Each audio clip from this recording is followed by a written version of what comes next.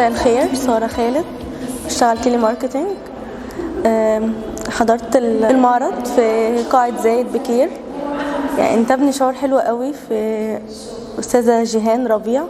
معرض جميل جدا بجد.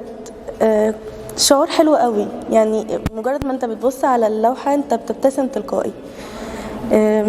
بيدل على كل لوحة بتدل على حاجة، يعني البساطة والرضا والاحتواء الاحتضان، يعني والبساطة جدا.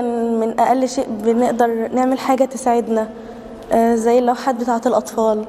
نقدر من أقل حاجة نعمل حاجة تساعدنا ونلعب بيها وبنبقى مرضيين وبنبقى سعداء بده. الجد والجدة اللي هم مع بعض برضو حلو قوي، ان هم عيشتهم ومع بعض وعجزوا مع بعض ورغم كده مبسوطين، وشايفها في عينه زي ما شايفها أول نظرة هو أول ما شافها، وهي نفس الشعور برضو بتبادله، ومكملين مع بعض، يعني ساندين بعض ومكملين مع بعض الحياة لغاية ما وصلوا للعمر ده مع بعض.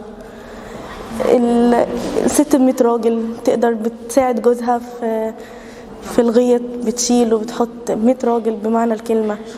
يعني كل صورة بتوحي بحق غير الآخر، بس كله في الإجمالي إن هو بيخليك سعيد، بيخليك مبسوط إنك بتبص على حاجة بتكلم عننا، عن تراثنا، عن بلدنا، عن زمان، الخضرة والرضا والتسامح، وإن حد بيديك حاجة بنفس راضية، مش محتاج إنك تقول له عايز حاجة، هو يا دوبك هو مرتاح وهو بيديلك.